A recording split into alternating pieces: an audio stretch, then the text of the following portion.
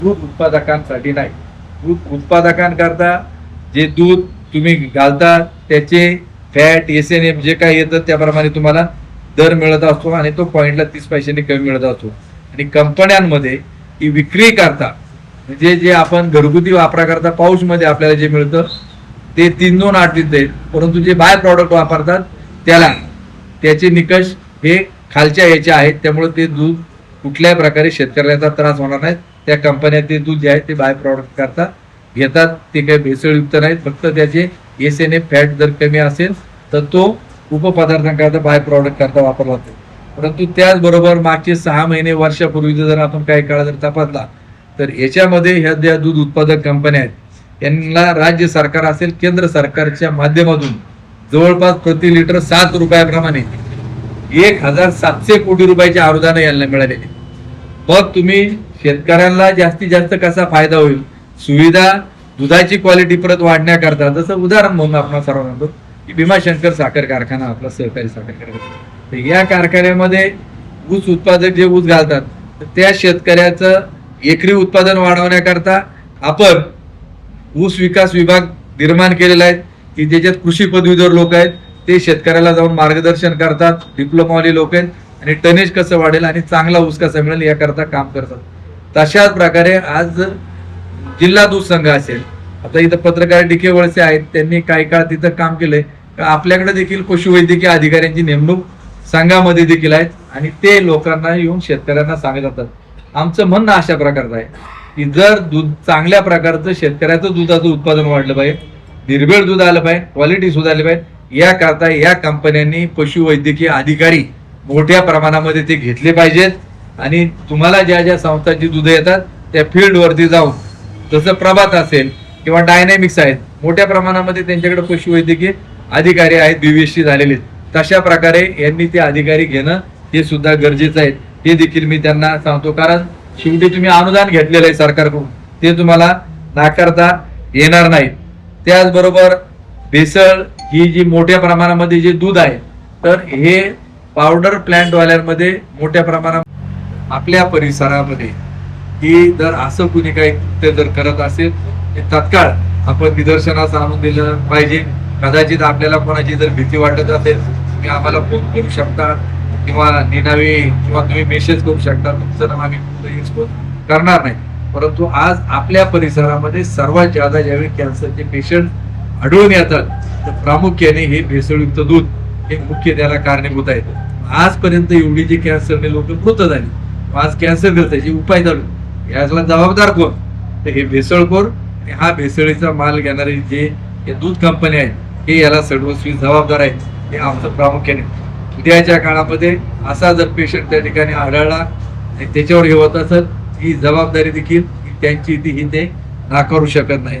त्याचबरोबर दुसरं एक आम्ही त्यांना विचारलं की आम्हाला मधल्या काळामध्ये आपण सर्वांना निश्चित पुढे आल्याशिवाय राहणार नाही. त्याचबरोबर ह्या ज्या कंपन्या आहेत की जर त्यांचा SNF कमी लागला 0.1 तो 0.30 जर कमी केला पाहिजे, परंतु ती 1 रुपये लिटरला त्या ठिकाणी मारतात आणि अनुदान घेताना तुम्ही 5 ते 7 रुपये प्रति लिटर प्रमाणे घेता, याच्याकडे देखील लक्ष वेधू इच्छितो.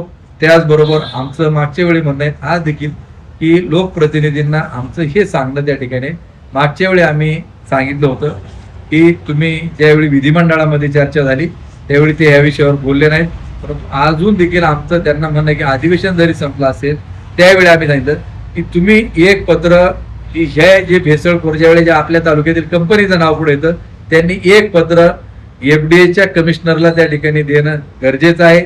मुख्यमंत्र्याला द्यावं, दोन्ही उपमुख्यमंत्री द्यावं, त्या खात्याच्या मंत्र्यांना द्यावं की याची सखोल चौकशी झाली पाहिजे आणि यांना आम्ही कुणालाही पाठीची त्या ठिकाणी घेणार नाहीत. हे लेखी पत्र त्यांनी देणं अत्यंत गरजेचं आहे. जसं मी मागे बोललो आज देखील ठामत्यावरती आहे की जसं एखादं काम मंजुरी करण्याकरता मंजूर झाल्यानंतर ते पत्र लगेच दाखवतात हे आमच्या पत्रामुळे झालं, तसंच उद्याच्या काळामध्ये यांना ज्यावेळी कारवाई होईल तर आम्हाला देखील लोकांना यांनी देखील कारवाई करण्याकरता मागणी केलेली होती. हे भेसळयुक्त जे आहेत ज्यांच्यामुळे या परिसरामध्ये कॅन्सरने अधिक लोक गेलेत किंवा बाधित झालेत तर यांना हे पाठीशी घालणार नाहीत, ही देखील आमची मागणी प्रमुख आहे.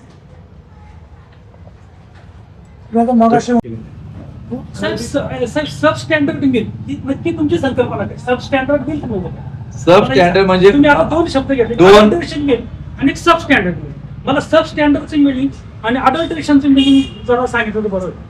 सब स्टँडर्ड मिल्क म्हणजे ज्याचा दर्जा निकृष्ट प्रकारचा आहे, तर त्याच्यामध्ये पाण्याची वगैरे भेसळ असू शकते किंवा दुसरं अन्य काही गोष्टींची त्याच्यामध्ये भेसळ असू शकते की जे निकषामध्ये बसायला पाहिजे ते बसत.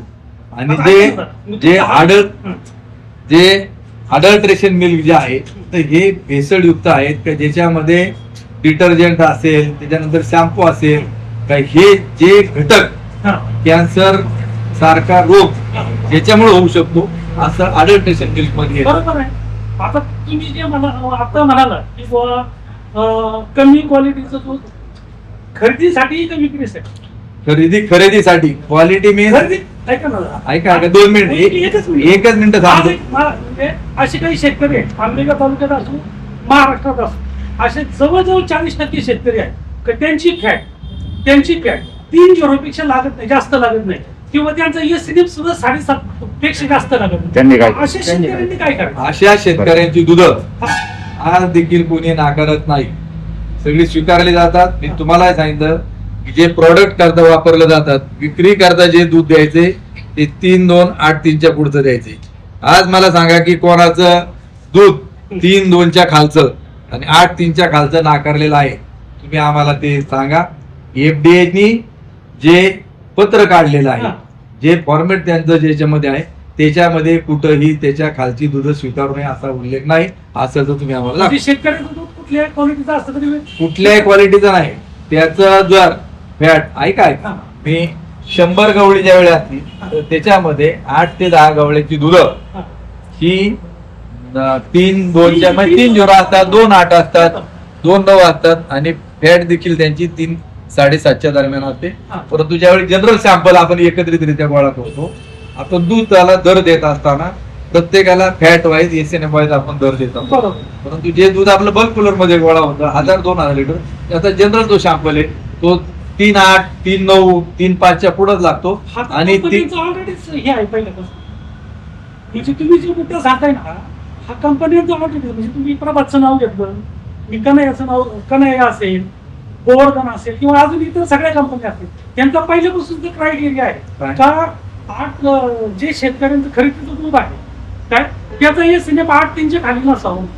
आणि माझ्या माहितीप्रमाणे बल्क मध्ये 8-3च्या खाली कोणाचं दूध येत नाही कोणत्याच कंपनी. बरोबर आहे ना? नाहीच.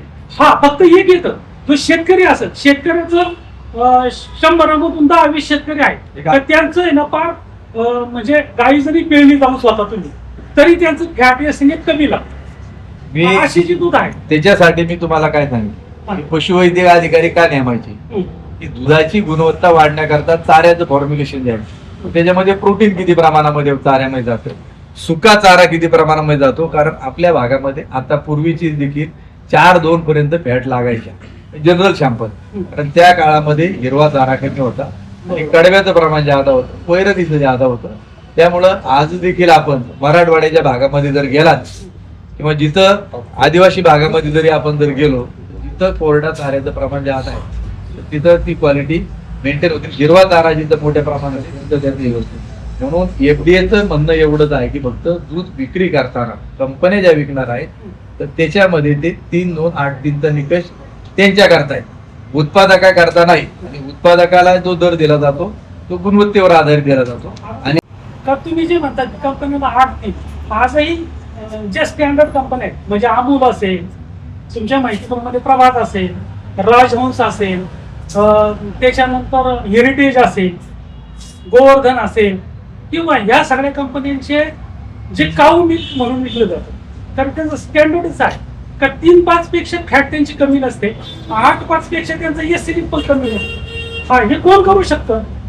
हे जे आहे म्हणजे कमी क्वालिटीचं दूध बॉय एखादा साधा चिलिंग ब्रँड असेल ज्याचा ब्रँड नाही, कारण कुठली आपला जो माल विकते काय तुम्ही असं सांगता, तुम्ही तुमच्या शेतात चांगला कांदा केला, तो कांदा जर तुम्ही विक्रीला काढला तर तुम्ही कसा चांगल्या क्वालिटीचा कांदा विकता, बदला माल विकता, बरोबर.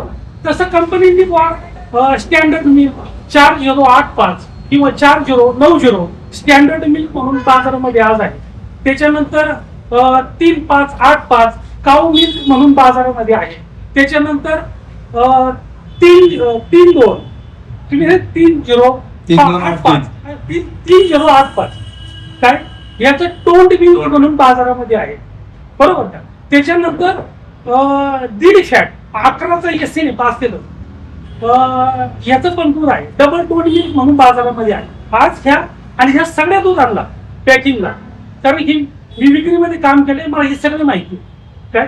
ही सगळी आम्ही सगळी स्टँडर्ड म्हणजे अमूल पासून तुम्ही जे भारतातली सगळ्यात मोठी कंपनी जी आहे तिचं सुद्धा ही सगळी क्रायटेरियाची दूध आहे.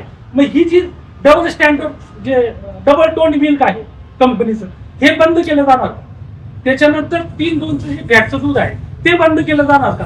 3-5-8-5चं दूध ठेवलं जाणार. आहे पहा, हे विषय जे आहे ऐका ना, मी त्याला जोडून एक प्रश्न विचारतो. त्याबाबत तुमची भूमिका काय आहे? ते सांगा. तुमची भूमिका. मी काही एफडीएचा अधिकारी नाही. नाही मला मी काही एफडीएचा अधिकारी नाही.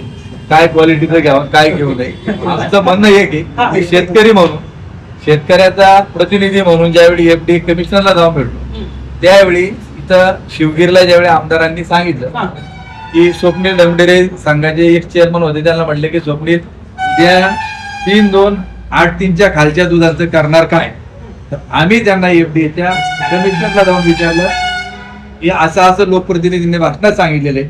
तर याचं त्यांनी सांगितलं आम्ही शेतकऱ्यांच्या बाबत असं कुठल्याही प्रकारचं आमचं पत्र नाही आम्हाला दाखवा. आता तो जो विषय तुमचा, तर तुम्हाला जे वाटत असेल तुम्ही एफडीला विचारू शकता किंवा एनडीडीबी वाल्यांना विचारू शकता. त्यामुळे शेतकऱ्यांची काय अजून कोणाची तक्रार नाही. शेतकऱ्यांची जर तक्रार आली तर आम्ही पुन्हा कमिटीला जाऊ भेटू का तुमच्या ह्याने. एक मिनिट याला तुमच्या जोडूनच बोलतोय. महाराष्ट्रात सांगितलं आहे पण महाराष्ट्रात कुठल्याही तालुक्यात एवढा हे नाही.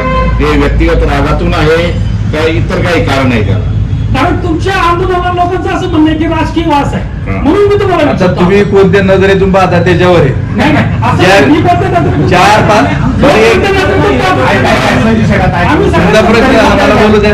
बरं, बोलू द्या. ज्यावेळी रेड पडली हा. त्यावेळी पहिली कुठं पडली कुठं पडली सांगा पत्रकारांना.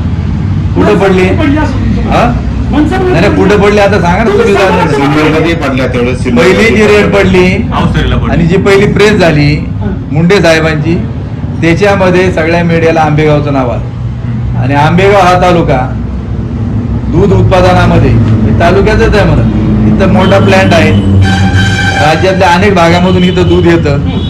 आणि आपण देखील म्हणतो की आमच्या तालुक्यामध्ये 10-15 लाख लिटर दूध इथं निर्माण होतात. आणि जे आरोपी पकडले गेले गुन्हा दाखल झाला तो पहिला गुन्हा मंतर पोलीस स्टेशनला दाखल झाला. ऐका जरा 2 मिनिट माझं होतं. इथल्या पोलीस स्टेशनला दाखल झाला आणि दाखल झाल्यानंतर आंबेगावचं नाव हे सगळीकडे बदनाम त्या ठिकाणी झालं. आंबेगाव शेतीप्रधान भीमाशंकरची पावनभूमी म्हणून या तालुक्याची ओळख सगळ्या ठिकाणी आहे. परंतु ज्यावेळी हे दूध भेसळीचं निर्माण करणारं रॅकेट इथं सापडलं, दूध घेणारे देखील इथं कंपन्या इथल्या सापडल्यात. आणि मग साहजिक एक ज्यावेळी इथल्या दूध उत्पादकांना जर न्याय द्यायचा असेल, कॅन्सर सारख्या आजारापासून लोकांना जर आपल्याला वाचवायचं असेल तर आमची नैतिक जबाबदारी आहे की आम्ही त्याच्यामध्ये लिडिंग केलं पाहिजे. आणि म्हणून आम्ही ते आंदोलन केलं. व्यक्तिगत आमचं काय कोणाचं घेणं ऐका जरा 2 मिनिट माझं होतं मग तुमच्या पासून उत्तर द्या. वैयक्तिक काय कोणाचं आमचं काय भांडण कोणाचं घेणं देणं त्याच्याशी नाही. आम्ही लोकांच्या ह्याच्याकरता राखणं. जसं 2024 सालामध्ये दुधामध्ये आळ्या सापडण्याचं प्रकरण ज्यावेळी झालं त्यावेळी देखील आम्ही त्याच्यावरती लिडिंग केलेलंच होतं. त्याच्यामुळं असं काय कोणी मानायचं नाही काही व्यक्तिगत कोणाच्या विरोधामध्ये आम्ही उतरलोय आणि हे केलंय. आता आम्ही दोन्ही याची नावं घेतली जे काही हे भेसळीवाले आहेत. पत्र देताना सुद्धा आंदोलन करताना देखील आम्ही राज्याचाच उल्लेख त्याच्यामध्ये केला. एक प्रश्न विचारतो. आंबेगावपेक्षा मंचरचं नाव बदनाम जास्त झाले. सर मंचरचं नाव बदनाम जास्त झाले. मंतरचं नाव बदनाम होत असताना देखील मंतरच्या ग्रामस्थाच्या विषयी होते. कारवाया झाल्या अनेक दूध संस्था एफडीएने पण केले ते पण चालू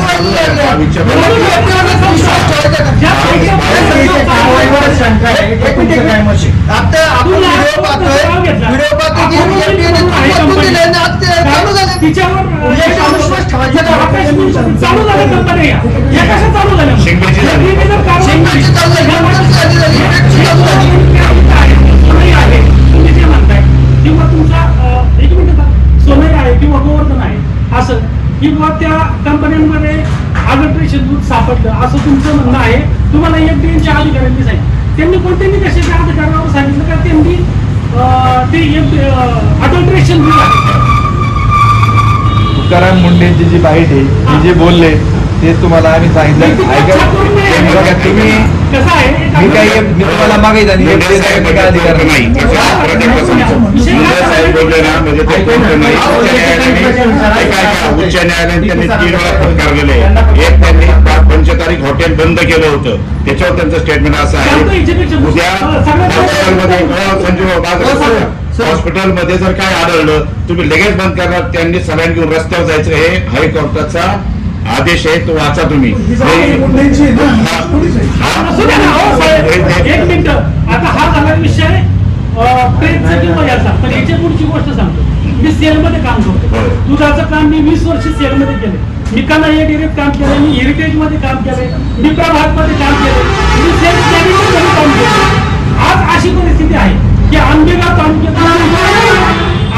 तालुका, खेड तालुका आणि जुन्नर तालुक्याचं दूध बाहेरच्या तालुक्यांमध्ये लोक घ्यायला तयार नाहीत. याचा परिणाम शेतकऱ्यांवर होणार. उद्या करते याचा परिणाम तुमची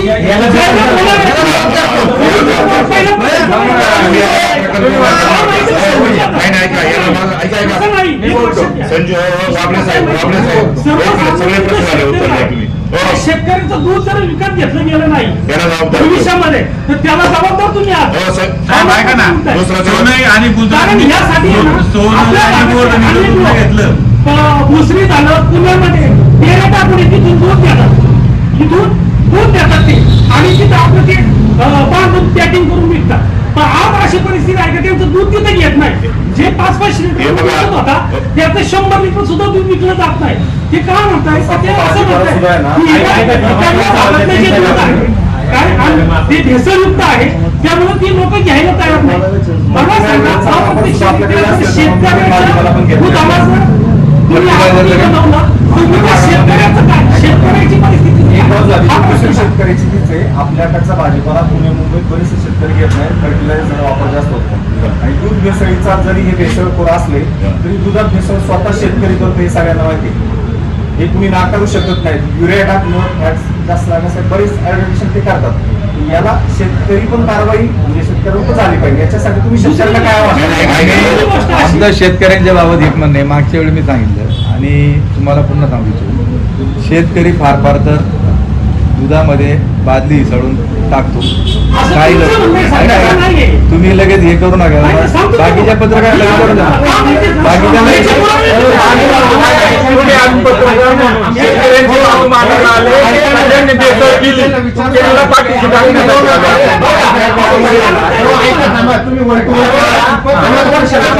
तुम्ही त्यांची सेपरेट मुलाखत घ्या.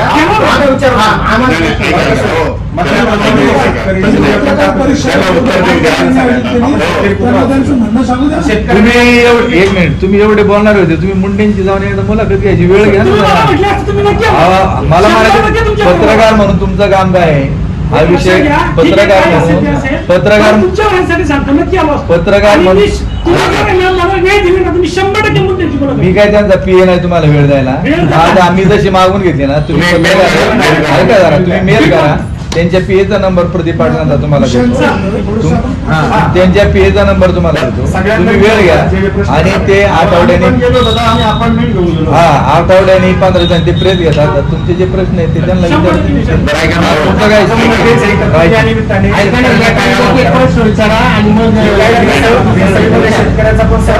आम्ही पहिल्यांदा सांगितलं पत्रात एक वाव सांगतो. भीमाशंकरची पावनभूमी म्हणून ओळख असणाऱ्या आंबेगाव तालुक्याची देशात बराच बदनामी झाली आहे हे आम्ही उल्लेख केलेला आहे. आणि इथलं शेतकऱ्याचं उत्पन्नाचं साधन शेती सोडून दुसरं काही नाही. आणि म्हणून उद्या आमच्या लोकांच्या दुधावरती काय परिणाम आहेत घेणार मार्केटमध्ये याचं सुद्धा आम्हाला आहे. हे मागच्या पत्रामध्ये आपल्याला सगळ्यांना मी दिलं होतं, त्याच्यात उल्लेख आहे. म्हणून आमची शेतकऱ्यांना विनंती आहे की आपण शेतकरी बांधवांनी जर कुणी अशा प्रकारे काही करत असेल तर त्यांनी याच्यापासून बाजूला झालं पाहिजे. की जसा तुकाराम महाराजांनी मी सांगितलेलं का देती घेती नरका जाती, देणारा घेणारा दोन्ही त्याच्यामध्ये आहेत.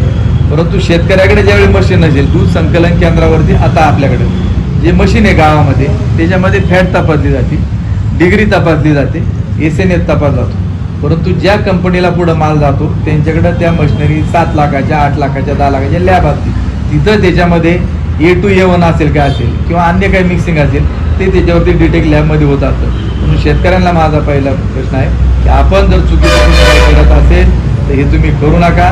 जर असा शेतकरी कुणी करत असेल तर त्याला देखील आम्ही त्या ठिकाणी माफ करणार आहे. दुसरा तुमचा प्रश्न होता खताच्या संदर्भामध्ये पेस्टिसाइड इन्सेक्टिसाइड. आपण सर्वांच्या माहिती करता की आंबेगाव असेल, जुन्नर तालुका असेल, इथून मोठ्या प्रमाणामध्ये आपलं डाळी किंवा आंबा पण युरोपला मोठ्या प्रमाणामध्ये द्राक्ष ही निर्यात होत असतात आणि म्हणून शेतकऱ्यांना याचे काय काय निकष आहेत हे देखील माहीत आहेत, ते पाळतात. म्हणून आपली द्राक्ष, आंबा, डाळिंब एक्सपोर्ट होतात. जसं फळांमध्ये आपण हे जे काय पेस्टिसाइड इन्सेक्टिसाइडचं जे पाळतो आपण, तशाच प्रकारे आमचं म्हणणं आहे की कृषी विभाग यांनी या संदर्भामध्ये राज्य सरकारने काम याच्यामध्ये केलं पाहिजे आणि भाजीपाल्याच्या संदर्भामध्ये काय वापरावं काय वापरू नये याच्यात सुद्धा गाईडलाईन शेतकऱ्यांना दिल्या पाहिजेत, कारण ही दिवसावर अवलंबून आहे. आकडेवारी पण पुढे आलेली आहे. जुन्नर आंबेगावमध्ये सर्वात जास्त कॅन्सरचे रुग्ण आहेत. जुन्नरमध्ये 4 कॅन्सरचे हॉस्पिटल आज रेडीला काम करतात. मी तुम्हाला एक जास्त म्हणजे फक्त तुम्हाला मी एक ऐका की आम्हाला पहिलं एवढंच माहित होतं की हे याच्यामधून होतं. कशातून? खतं, औषधं, pesticide, insecticide.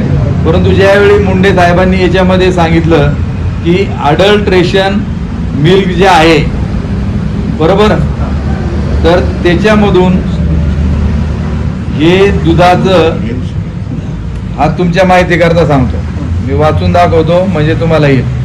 Adulteration meaning in Marathi भेसळ, मिश्रण बरोबर. अन्न भेसळमध्ये खाण्याच्या पदार्थांमध्ये हानिकारक वस्तू मिळवणे असं याच्यामध्ये त्याचं नाव आहे. आणि याच्यामधून मोठ्या प्रमाणामध्ये कॅन्सरला कारणीभूत जे घटक आहेत हे ह्या याच्यामध्ये सापडतात. अडल्ट्रेशन मिल्क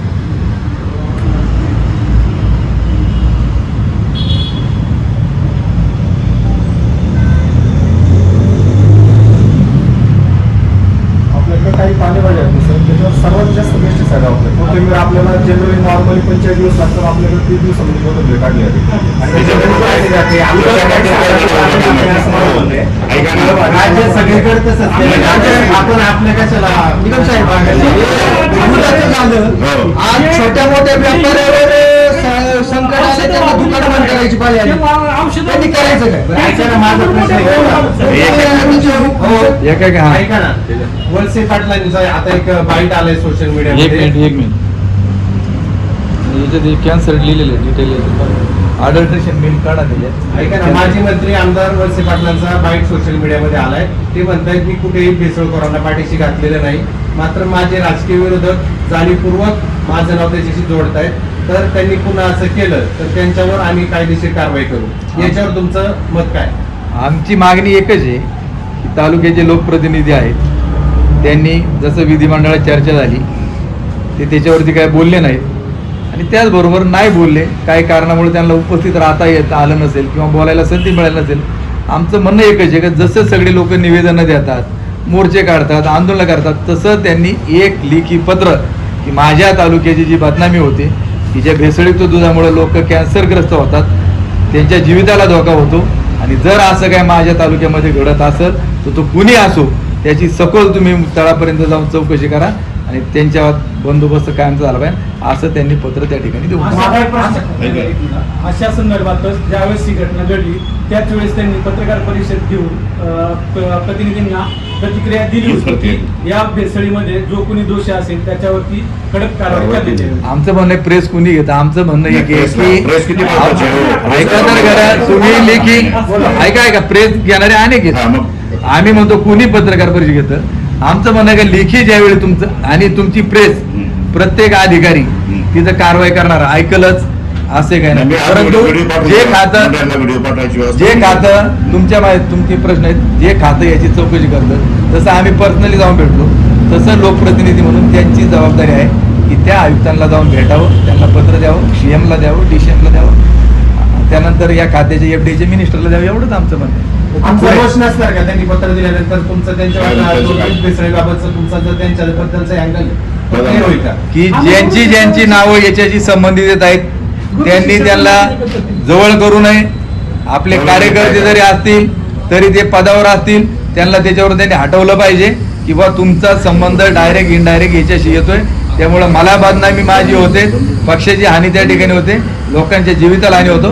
तुम्ही त्याच्यापासून बाजूला झालं पाहिजे आणि पत्र लिखित स्वरूपात त्यांनी दिलं आता पाहिजे. माझा एक प्रश्न आहे, जालना ठिकाणावरून एक अपराध जो आहे त्यांनी आता अटक केलेला आहे आणि अजूनही 12 आरोपी त्या ठिकाणी फरार आहेत. तर पोलीस अधिकारी याला कुठेतरी अपवाद आहेत का, काय वाटतं? नाही, त्याच्याबाबत पोलीस अधिकाऱ्यांना DYSP आणि PI ला जाऊन मी लेखी पत्र दिलं. चर्चा आम्ही अर्धा पाऊण तास केली. ते म्हटले आमचा तपास चालू आहे, टप्प्याटप्प्याने आम्हाला त्याचे धागेदोरे मिळत आहेत. ते कुठे आहेत, त्यांना जामीन मिळत नाही आहेत, त्यामुळे ते कुठं जाऊ शकत नाहीत. आणि आतापर्यंत ज्यांनी जामीन मागितला त्यांची जामीन देखील कोर्टाने 2 वेळा फेटाळली. डॉक्टरजी निकम, तुम्ही दूध भेसळी संदर्भात आवाज उठवला, तुमचा अभिनंदन. जी दोषी असेल त्यांच्यावर कारवाई झाली. तर थोडंफार पॉलिटिक्स एकमेकाचं असतं, ते जे असेल ते असेल. मुळामध्ये जे आता आपल्याकडे दिल गाई आहे त्यांना जे खाद्य दिलं जातं ते सगळं सडकं नाशवंत दिलं जातं. त्याच्यामुळे दुधावर काय परिणाम होतो का हा एक प्रश्न महत्त्वाचा आहे. आणि मशीनला जे इंजेक्शन दिलं जातं म्हणजे त्यांचं पावडून मरतं, त्या पाहणा सोडण्यासाठी इंजेक्शन दिलं जातं, ते सुद्धा आरोग्याला घातक आहे. त्या संदर्भामध्ये काय आवाज करू नका. तुमचा प्रश्न एकदम बरोबर आहे की मशीनमध्ये हे मोठ्या प्रमाणामध्ये एक दुधाच्या संदर्भात पाहणा याच्या करण्याकरता म्हशीची एक पद्धत आहे. पारड जर मेलं तर जुनी लोक काय करायची, भोत करायचे असे म्हणतात. ते पारडाचं कातड त्याला टाकायचं आणि ते टाकलं की म्हशी पास होतात. परंतु आता बऱ्याच ठिकाणी तशा पद्धतीचं इंजेक्शन दिलं जातं. आता हे इंजेक्शनमध्ये नेमकं कंटेंट काय ते मला अद्याप त्याच्यातली मी माहिती सखोल घेतली नाही. मी त्याची सखोल माहिती घेईल, पशुवैद्यकीय अधिकाऱ्याशी बोलल की बा याच्यामुळे याच्यात हार्मफुल काय काय त्याच्यामध्ये आहेत. आणि जर ते असेल तर ते एक देखील FDAच्या यांना ते पत्र एक देऊ. त्याचबरोबर जे पशुवैद्यकीय खात्याचे जे आयुक्त आहेत त्यांना जाऊन भेटू की अशा प्रकारे हे बंद झालं पाहिजे. नंबर 2 की जे खादड दिली जाते, आता गिरगाई म्हणा म्हशी म्हणा सगळ्यांनाच मोठ्या प्रमाणामध्ये, की एक उदाहरण सांगतो की ज्यावेळी रानामध्ये पाऊस पडतो आणि गवत उगवलं जातं, एक काँग्रेसचं वास सगळ्यांना माहिती. तर ज्यावेळी ते जनावर ते काँग्रेस खातं त्यावेळी त्या दुधाला चव काँग्रेसची. कांद्याची पात ज्यावेळी कांदा काढणे असते त्या दुधाला त्याच्यामध्ये येतं, म्हणजे हा जो रेशिड्यू आहे तो त्याच्यामध्ये येत असतो, बरोबर. आता याच्यामध्ये जे अपायकारक घटक आहेत मेजरली म्हणजे इन्सेक्टिसाईड, पेस्टिसाईड. आता जर ते त्या शरीरामध्ये जात असतील, आता हे तर आपण सांगितलं का असं खाद्य, त्याचबरोबर उदाहरण म्हणून सांगतो, आता मकेसारखं खाते की ज्याला आपण डेलिगेट मारतो, मारतो, आता त्याचा रेशिड्यू किती दिवस राहतो, किंवा तूप घोरडे आपण तणनाशक म्हणून मारतो. आता बऱ्याच शेतकऱ्यांनी देखील मागणी केलेली आहे आणि उद्याच्या काळामध्ये काही राज्यांमध्ये देखील तूप घोरडीवरती बॅन देखील आलेला आहे तणनाशकावर. तर या परिसरामध्ये देखील तूप घोरडीला बॅन आणण्याकरता ते देखील कृषी आयुक्तांकडे आपण त्याच्या संदर्भात मागणी करू. आणि खास करून राज्याचं जे कृषी अधिवेशन चालू आहे, खासदार आतापर्यंत मला बोलतात दिसत नाही. त्याचं काही बोलणं झालंय का? माझं काय बोलणं झालं मधल्या काळात, फक्त व्हिडिओवर मी पाहिलं तेवढं, पण माझं आता एवढं त्यांच्याशी बोलणं झालं नाही. हो ऐका नाही, फार महत्वाचा प्रश्न आहे. हे साक्षीदार आहेत का मध्यंतरी दूध अतिरिक्त झालं तेव्हा दूध कॅन्डर रस्त्यावर वाचायला ते आणि मी होतो खाडा झाला, हे बरोबर आहे तुम्हाला? सर आता दुर्दैवाने एक प्लॅन बंद झाले तर पर्याय व्यवस्था तुम्ही काय करणार? एखादा प्लॅन उभारायचा प्लॅन आहे का तालुक्यामध्ये? नाही, याला जोडून एक प्रश्न असा आहे का गोड असेल किंवा सोने असेल लाखो लिटर दूध घेतं, कुठेतरी मधल्या काळामध्ये ज्या सहकारी संस्था होत्या दिवसेंदिवस कमी होत गेल्या. मात्र आज अशी परिस्थिती आहे, हे जर 2 प्लॅन बंद झाले तर महाराष्ट्रामध्ये दूध वतून द्यायची वेळ येणार त्याला आहे. काय? तुम्ही या ज्या सहकारी संस्था आहेत त्या वाढीसाठी काय काम करणार आहे का फक्त राजकीय आरोप करणार? याच्याकरता सरकार खंबीरपणे, सरकारने आयुक्तांनी सांगितलं की तुमच्या शेतकऱ्याची दूध घ्यायची जबाबदारी सरकारची. ही कारवाई एकटी वैयक्तिक तुकाराम मुंडे म्हणून नाही, की राज्य सरकारची. मंत्र्यांनी अधिवेशनामध्ये देखील उल्लेख दिला होता की जवळपास 21 लाख लिटर दूध कमी झालेत. आणि तुमच्या सगळ्यांच्या माहिती करता ही कारवाई घेतल्यापासून जून महिन्याचे दर काढा, जुलैचे काढा, जवळपास 2 रुपये प्रति लिटर शेतकऱ्याला दुधाला दर जास्त मिळाले. दुग्ध विकास खाते जे आहे ते दुग्ध विकासची आकडेवारी वेगळी आहे असं माझं मत आहे. त्यांचं दुग्ध विकास खात्याशी तुम्ही एकदा असं जसं भेटले ना तसं पुण्याच्या कमिशनरला भेटा दुधाच्या, त्यांचा दावा वेगळा आहे, हा वेगळा आहे, तो खात्री करा. तुमच्याकडे जी माहिती असेल आम्हाला द्या, आम्ही त्याच्यात हे करू. तुमच्याकडे जी माहिती असेल ना ती तुम्ही आम्हाला द्या. बघा सर, भेसळखोरांवर कारवाई जरूर झाली पाहिजे ही वस्तुस्थिती आहे. परंतु याच्या आडून राजकीय शह प्रतिशह देण्याचा प्रयत्न होतो. समोरून असा आरोप केला जातो की देवदत्त निकम यांना दूध भेसळबद्दल जास्त इंटरेस्ट नाही, तर राजकारणाबद्दल जास्त इंटरेस्ट आहे. त्याच्यामुळे दूध धंदा बदनाम होतं. तुम्ही कसं पाहता? कुणी आरोप केला? तुमच्या विरोधकांनी, आमच्या विरोधात माहिती कोण? वळसे पाटलांच्या ग्रुपने. बरं, आता आम्हाला सांगायचे की मे महिन्यामध्ये कांद्याच्या संदर्भामध्ये आम्ही आंदोलन केलं, बरोबर का नाही केलं? केलं केलं. त्याच वेळी आमदार दिल्लीला गेले होते. ते म्हटले सहकार मंत्र्यांची चर्चा झाली, वाणिज्य मंत्र्यांची चर्चा झाली आणि आता कांदा नाफेड मार्फत खरेदी केला जाणार आहे. आता मीडिया म्हणून तुम्हाला विचारतो, तुम्ही त्यांना विचारा की आजपर्यंत आंबेगाव तालुक्यामध्ये किंवा जिल्ह्यामध्ये किती कांदा नाफेड मार्फत खरेदी केला गेला. आम्ही जाऊन तिथं व्यापाऱ्यांशी भांडलो. जुन्नरचं मार्केट असेल, चाकणचं असेल, मंचरचं असेल, तिथं बंद केलं. नाशिकच्या शेतकऱ्यांनी तिकडे बंद केलं. रोहित पवारांनी देखील नांदगावला, लासलगावला आंदोलन केलं आणि त्यानंतर कांद्याचे दर त्याच्यामध्ये वाढले. ते दर 12-13 रुपयावरून आज कसा पण कांदा 22 ते 25 रुपयाच्या दरम्यान त्या ठिकाणी घेतात. मग तुम्ही जर दिल्लीला जाऊन भेटले तर त्याच्यावरती काय झालं कांद्याच्या संदर्भामध्ये ते त्यांनी सांगावं. नाही तर आम्ही म्हणतो जे लोक म्हणतात हे लढले, आंदोलन केलं म्हणून कांद्याला दर त्या ठिकाणी वाढला. तुम्ही काय अनुदान मिळालं? जो कांदा 12 रुपयाच्या आतमध्ये गेला 8-10 रुपयांनी. त्याचबरोबर त्यानंतर ते सहकार मंत्र्याला नंतर भेटले की साखर उद्योगाच्या संदर्भातल्या अडीअडचणी आम्ही मांडायला गेलो आणि मग त्यांना भेटलो. काय निर्णय ठोस झाला ते तरी सांगितलं पाहिजे. आम्ही शेतकऱ्याच्या काय आज हे आमचं पहिलंच आंदोलन नाही दूध भेसळी संदर्भात. आम्हाला ज्या ज्या वेळी शेतकरी असेल किंवा अन्य कोणी असेल बिबट्याच्या संदर्भामधलं आम्ही त्या ठिकाणी सांगितलं. आज काय काय पुढे त्या ठिकाणी झालं तुम्हाला माहिती का? आम्ही ज्यावेळी रास्ता रोको केला शेतकऱ्यांनी, आम्ही सगळ्यांनी, म्हणून कुठेतरी ठोस निर्णय झाले. नाही तर एवढे लोक 58 लोक बळी पडली होती त्याच्यात. सर, दिलीप वळसे पाटील या तालुक्याचे आमदार आहेत. जनतेचे प्रश्न सोडवणे त्यांचं काम आहे. ते काही कोणाला मेहरबानी करतात. तुम्ही मग म्हणाला आम्ही तुकाराम मुंडे साहेबांना निवेदन दिलं, तालुक्याच्या आमदारांनी तिथं मागणी करावी. मग ते तालुक्याचे आमदार आहेत, तुम्ही तालुक्याच्या आमदारांना निवेदन का देत नाही की त्यांना का भेटत आमदार नाही? तुम्ही मंत्री महोदयांची अपॉइंटमेंट घ्या, आपण संयुक्त निवेदन देऊ, असं का होत नाही? तुम्ही त्यांची वेळ का घेत नाही? कोणाची? वळसे नाही, पाटील नाही. लोकप्रतिनिधी त्यांना घेऊन का जात नाही? आमचं म्हणणं आहे की पहिलं म्हणणं की या बिबट्याच्या विषयाबद्दल त्यांनी आवाज उठवला नाही म्हणून आम्हाला रस्त्यावर त्या ठिकाणी उतरावं लागलं. ते असंही म्हटले की आंदोलन करून प्रश्न त्या ठिकाणी सुटत नाही. पण जर आंदोलन करून प्रश्न जर सुटत नाहीत, आम्ही लोकांकरता लढतो. तुम्ही तालुक्याचे लोकप्रतिनिधी आहात, तुम्हाला सगळ्या व्यथा माहित. तुम्ही जे आंदोलन करतेत तुम्ही एक त्यांनी आवाहन करावं की बा तुम्ही या, तुमचं काय म्हणणं आहे, मी तुमच्या समवेत येतो, काय प्रश्न आहे ते मांडू. त्यांनी सांगा, आम्ही चर्चेला तयार आहे. त्यांनी कॉल केला तर तुम्ही रिप्लाय द्या ना. आम्ही निश्चित शेवटी तालुक्याचे ते आमदार. त्यांनी कसं आहे, तालुक्याचे ते लोकप्रतिनिधी आहेत. तुम्ही तुम्ही त्यांची त्यांना आमदार विचारलं किंवा ते तुमचे गुरु पण आहेत असं तुम्ही अनेक ठिकाणी हा, हो, हा, म्हणता. बरोबर. तर काय अर्थ ते शिष्याने गुरुला कॉल करून हे पहा, विचारलं? आता हे काही व्यक्तिगत आपला मुद्दा काय आहे, दूध भेसळे. तुम्ही प्रश्न डायव्हर्ट करू नका विनाकारण. आमचं म्हणणं आहे का आपण ज्या मुद्द्यावरती चर्चेला बसलोय, राजकारण कमी आणि लोकांच्या हिताचं काम आपल्याला जादा करायचं. मी एका वाक्यात सांगितलं, त्यांनी सांगितलं की बा आपल्याला असं असं करायचं, आम्ही नाही आलो तर मग तुम्ही पुढे बघा. दुसरा एक प्रश्न आहे, गीर गाईचं बोगस दूध आंबेगाव मध्ये पॅकिंग होऊन महाराष्ट्रभर विकलं गेलं. अनेक पत्रकारांनी ते सोशल मीडियामधून मांडलं, मात्र त्या प्लॅन्टवर कोणतीच कारवाई झाली नाही. ते प्लॅन्ट आताही राजरोसपणे सुरू आहे. याबाबत तुम्हाला काय वाटतं? कोणते तुम्ही जर स्पेसिफिक नाव या संदर्भामध्ये तुम्ही जर आम्हाला स्पेसिफिक सांगितलं की अमक्या याचं हे A2चं दूध अमक्याने हे विकलं, आम्ही निश्चित ज्याने चुकीचं काम केलंय तो कोणी असो त्याला सोडणार नाही. त्याच्या विरोधात लेखी तक्रार आम्ही पहिली त्या ठिकाणी द्यायला आम्ही तयार त्या ठिकाणी आहोत. तुम्ही फक्त सांगा का हा आमका असा करतोय.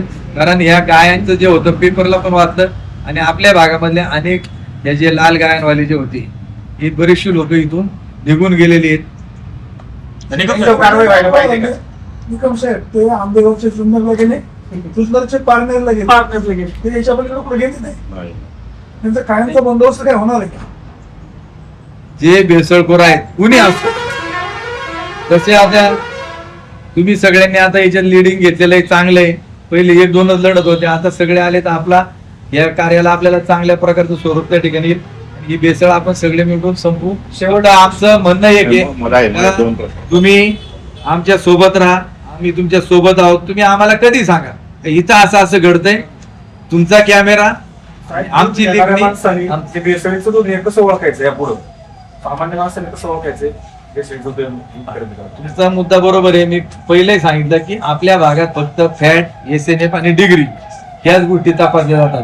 पण भेसळीचं जे आता उदाहरण म्हणून सांगतो की मागच्या आठवड्यामध्ये कोंदेवाडी लाखनगाव, कोंदेवाडीत मला वाटतं लाखनगाव नव्हतं की रिशनिंगच्या तांदळामध्ये बातम्या पण आलेल्या आहेत. कोंदेवाडीला पण पथक आलं होतं. शिंगव्याला आलेलं काय मला काय माहित नाही, पण कोंदेवाडीला आलं होतं. तिथल्या लोकांनी तक्रार केली होती, मेल केला होता त्यांना. ते आले, त्यांनी सॅम्पल त्याच्यामधून घेतले.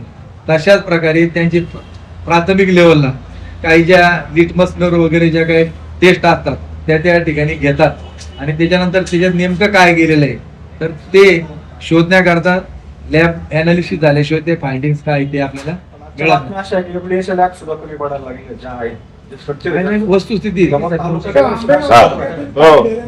होताना काही मुलं न्यायालयात चालू झालं. पुन्हा सुरू झाल्या. मग कुठेतरी तुकाराम मुंडेंची कारवाईची पद्धत चुकीची होते का किंवा तुकाराम मुंडेंना डॅमेज करण्याचा प्रयत्न होतो का? कोर्टाची ऑर्डर मी वाचली नाही, परंतु मला संजय थोरात, बारकू जगताप यांची ज्यावेळी त्यांच्या डेऱ्यांवरती कारवाई झाली त्यावेळी त्यांचे फोन आले होते, असं आमचं झाले. आम्ही त्यांना स्पष्ट सांगितलं की तुमचं जर काय चुकीचं जर त्या ठिकाणी असेल तर आम्ही कोणालाही सपोर्ट त्या ठिकाणी करू शकत नाही. त्यांनी असं सांगितलं की आम्ही FDAच्या अधिकाऱ्यांना भेटलो, त्यांनी सांगितलं की तुम्ही अपिलामध्ये जा. मग ते मुंबईला अपिलामध्ये गेले. त्याचबरोबर त्यांनी हायकोर्टात गेले. हायकोर्टातून ऐकण्यात येत फक्त की त्यांनी ज्या त्यांना 17 का 32 काय अटी आहेत त्याच्यामध्ये वेगवेगळ्या फॉर्मॅटमध्ये त्या सगळ्याचे निकष त्यांना पूर्ण करण्यासाठी सांगितलं. आता हे भेसळीचं होतं तर त्यांच्यामध्ये ज्या काही सुविधा ज्या ठेवायच्या असतात त्याच्यामध्ये कमतरता होती. हे माझ्यापर्यंत कागद त्या ठिकाणी आलेला नाही. भेसळीचा असेल तर त्यांच्या विरोधात देखील आम्ही आवाज उठवल्याशिवाय राहणार नाही. त्याच्यामध्ये FDA कारवाई झाली. मनसरमध्ये त्यामध्ये एकही डेअरी नव्हती. मात्र कुठेतरी महाराष्ट्रामध्ये मनसरचं दूध असं बदनामी झालेलं आहे. तर ते हे विनाकारण मनसरची बदनामी झाले, ह्या गोष्टीच तुम्ही सहमत आहात का? आता ज्यावेळी आंदोलन झालं त्यावेळी देखील मंत्री राजाभाऊंनी देखील हा मुद्दा मांडला.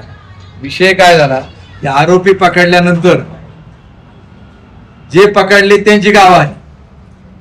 मनसर कुणाचं गाव नाही, ऐकत आहे का? जो पकडला आता तर लोडाचं गाव कोणतंही माहित नाही, इथलं नाही प्रॉपर. बरोबर.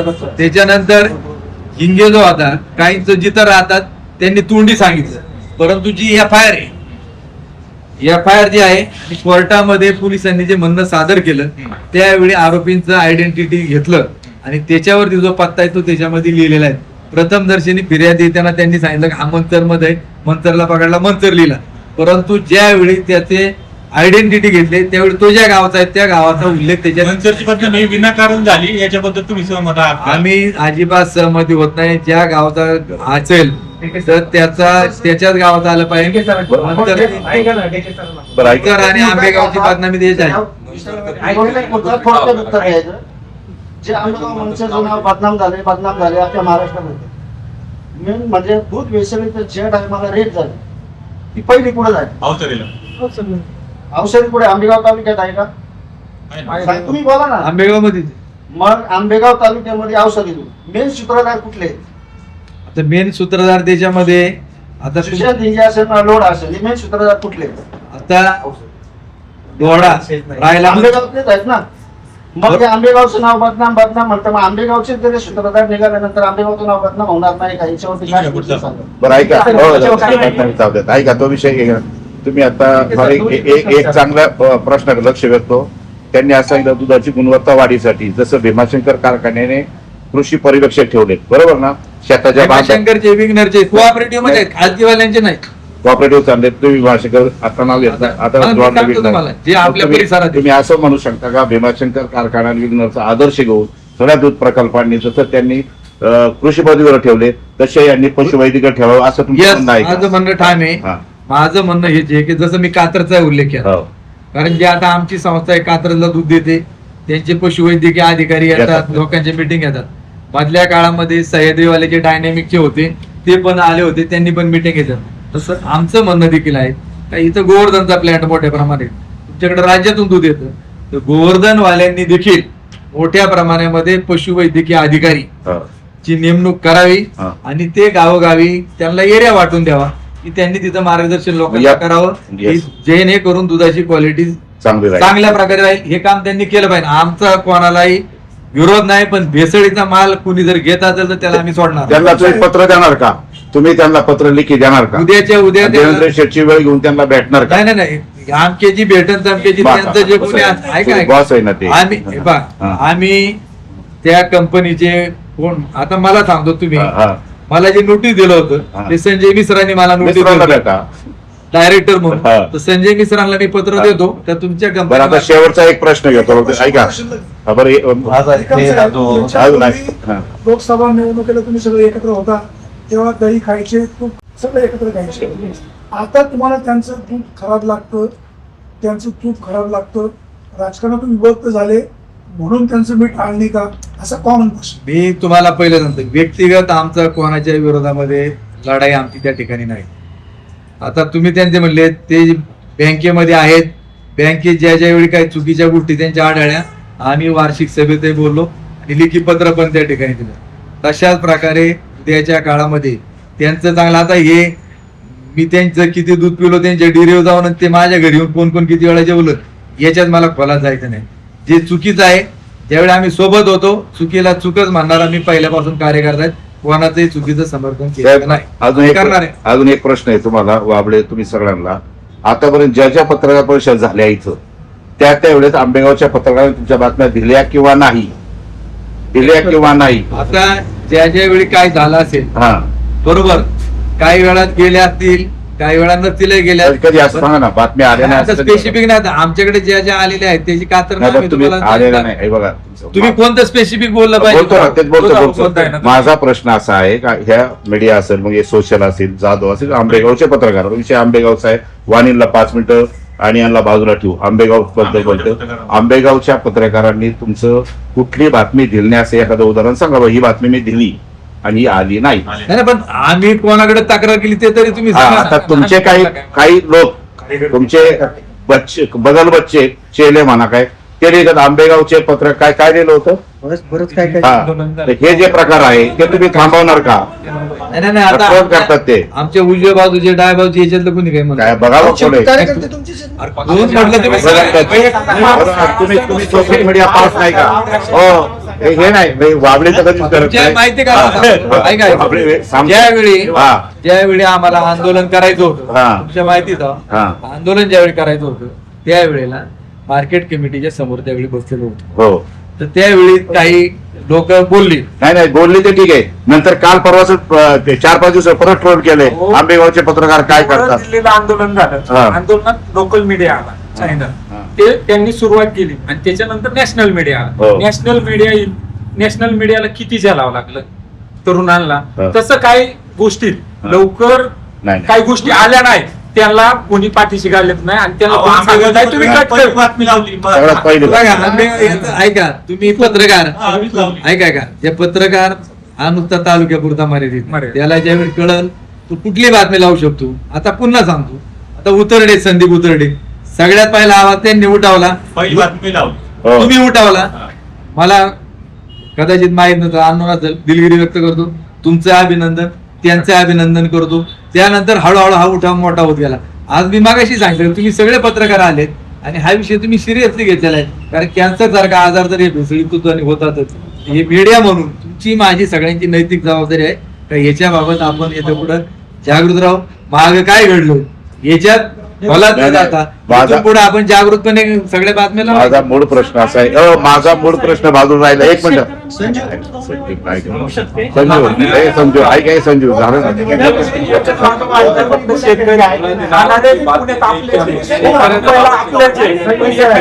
कॅन्सर झाला ना त्या कुटुंबाला पैसे जातात आणि त्या कुटुंबाला 10 लोक आहे ना, त्यांना नक्की सजा झाली पाहिजे. 10 लोक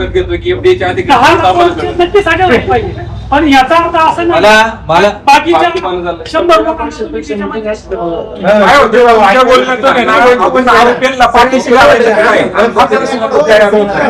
बरं का हो निकम साहेब, कॅन्सर मुक्त किंवा कॅन्सरकडे तालुक्याची वाटचाल असं म्हटलंय, तर कॅन्सर मुक्तीसाठी काय प्रायोजन किंवा आपलं काय प्लॅनिंग आहे का? आता प्लॅनिंग मध्ये आता तुम्ही पाहताय की जिथं सार्वजनिक कार्यक्रम असतील, मुख्य उद्देशकारी असतील, त्या कार्यक्रमाची वेळी मी स्वतः देखील या संदर्भामध्ये लोकांना अनेक वेळा सांगतो. कारण मी देखील युरोपमध्ये माझा माल जात असतो. तुम्ही जाणवलं ना? त्यावेळी आम्ही त्याचे निकष पाळतो, कोणती औषधं मारावी, त्यांची मारून इंजेक्शन. तसं माझं म्हणणं आहे याबाबत कॅन्सरचे पेशंट वाढत आहेत, त्याबाबत एक तो सर्वे करणार आहे. म्हणून माझी राज्य सरकार आणि खास करून कृषी विभागाला विनंती राहील की नुसतं याचं फॉर्म घ्या भरून, त्याचप्रमाणे ही योजना आहे ती योजना आहे, परंतु शेतकऱ्यांनी माल करताना कोणत्या स्टेजला फळ भाज्यांवरती कोणतं औषध मारावं, कोणतं मारू नये याबाबत काम करणं गरजेचं आहे. आणि खास करून मला पत्रकारांना देखील सांगायचं की आपण बऱ्याच वेळ म्हणतो रासायनिक खतं. आता आम्ही शेती करत असताना युरोपला माल ज्यावेळी जातो, आजपर्यंत रासायनिक खतांमध्ये NPK व्यतिरिक्त कुठलं काय नव्हतं. तर त्याच्यामध्ये पोटॅश जादा निघलं म्हणून माल त्या ठिकाणी थांबला, किंवा फेरस त्याच्यामध्ये जादा आलं म्हणून असं झालं, असं काय घडत नाही.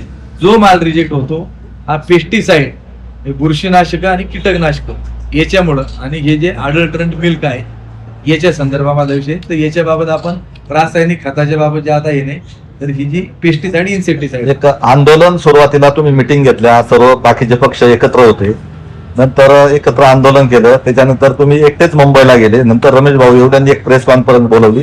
म्हणजे विरोधकांमध्ये काय थोडी फूट पडली किंवा गैरसमज काय वाढत चाललाय का? नाही, आमच्यामध्ये फुटीचा काही विषय नाही. तुमच्या सर्वांच्या माहितीच सांगतो की मुंबईला जात असताना ज्यावेळी मुंबई साहेबांची आम्हाला टायमिंग कन्फर्म झालं, त्यावेळी देखील मी सगळ्यांशी बोललो. गुरुपौर्णिमा होती, कोणाला काय अडचण, कोणाला काय अडचण, याच्यामुळे काही लोकांना त्या ठिकाणी येता आलं नाही. आणि जो तो आपला त्याच्या पक्षाच्या लेवलवरती तो त्या ठिकाणी काम करत असतो. आमचा हेतू एकच आहे का ही जी भेसळ आहे ही थांबली पाहिजे, रोखायची, हा आमचा सगळ्यांचा उद्देश आहे. जो तो आपल्या पद्धतीने त्या पक्षाच्या लेवलवर. शेवटचा मुद्दा, तुमच्या पक्षाचे प्रमुख शरद पवार पौर्णिमेला दिलीप वळसे पाटील त्यांना भेटले, त्यांचं दर्शन घेतलं, शुभेच्छा दिल्या. तुमचे राजकीय गुरु तालुक्यातील दिलीप वळसे पाटील यांना गुरु पौर्णिमेच्या काय शुभेच्छा? हे पहा, मी मागे सांगितलं 5 मे 2024 ही घटना घडली, आणि ज्यावेळी मी त्यांच्या सोबत 32 वर्ष होतो, माझ्या घरामध्ये त्यांचा फोटो देखील होता. परंतु मी त्या दिवसापासून ठरवलं की तुमचे माझे संबंध संपले. एकाच वाटतं चांगलं विषय. मला ज्यावेळी अटक करण्याकरता पोलीस स्टेशनवरती मोर्चा काढण्यात आला, त्या दिवसापासून मी ठरवलं तर परत तिथं जाणे येणे नाही. या आंदोलनात आता पुढची भूमिका काय? यावर तुमचं उत्तर काय नाही? आता म्हणले तसे उत्तर काय आहे? आमचं म्हणणं एकच आहे, ते आमदार आहेत, त्यांनी असं म्हणू नये. जसं मी त्यांना सांगितलं माझी बदनामी केली त्यांनी, मी सांगितलं माझ्याकडे त्यांच्या विरोधात बदनामीचा दावा दाखण्याकरता एवढे पैसे नाहीत म्हणून मी कोर्टात जाणार नाही. ते म्हणले देवदत्त निकमला मी सांगितलं म्हणून 25 लाख रुपये दंड त्या ठिकाणी झाला. मी त्यांना सांगितलं 1 रुपया जर दंड भरलेला असेल त्यांनी प्रूफ दाखवा, मी हयातीतलं राजकारण सोडून देईल. आणि त्यांनी जर दाखवला नाही दाखवला तर त्यांनी आता माफी मागावी. बरोबर. 5 मिनिटं